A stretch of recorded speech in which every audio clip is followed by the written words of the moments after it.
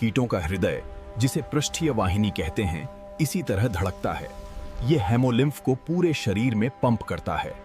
खुले संचालन तंत्र में लिम्फिका आंगों के बीच खुले में बहती है। ये प्रणाली कम कारगर है, जो केवल छोटे जीवों के लिए उपयुक्त है। कीड़े अलग अलग तरह से खाते हैं। टिड्डा चबाता है, मच्छर चूसता है, मक्खी स्पॉन्ज करती है और तितली साइफन करती है।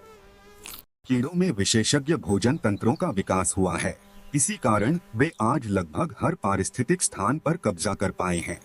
ये पीले नलिकाएं हेमोलिम्फ से नाइट्रोजन युक्त अपशिष्ट को कुशलता से छानते हैं, जिससे जीव स्वस्थ रहता है।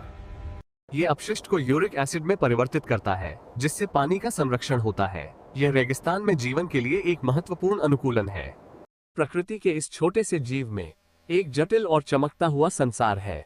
इसका मस्तिष्क लाखों तारों की तरह चमकता है। कीड़ों में जटिल संवेदी प्रक्रिया, उच्च समन्वय और सीखने की क्षमता होती है, जो उनके परिष्कृत व्यवहार का आधार है।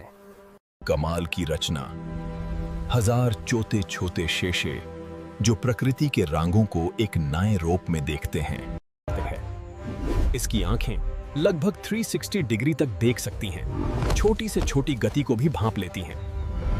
कैंचुल बदलने की प्रक्रिया टिड्डे के लिए कठिन होती है। जैसे ही वो अपनी पुरानी त्वचा छोड़ता है, नया एक्सोस्केलेटन सख्त होने लगता है और धीरे धीरे उसका रंग बदल जाता है। काइटिन आधारित प्रणाली न केवल सुरक्षा बल्कि गतिशीलता में भी सहायता करती है। ये कशेरुकी जंतुओं के आंतरिक कंकाल के ठीक विपरीत कार्य करती है। परिवर्तन की यात्रा यहीं से शुरू होती है, विघटन से जीवन के उद्भव तक। संपूर्ण अंग प्रणालियों का पुनर्निर्माण हुआ। पाचन, श्वसन, तंत्रिका, ये विकास का सबसे नाटरीण परिवर्तन है। मकड़ी बुकलंग्स नामक संरचनाओं के माध्यम से सांस लेती है, जो यहाँ स्टैक्ड नाजुक प्लेटों के रूप में दिखाई देती हैं, जो हवा से ऑक्सीजन को अवशोषित करती हैं।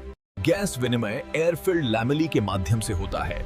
ये बड़े शरीरों के लिए साधारण श्वास नली की तुलना में अधिक कुशल है।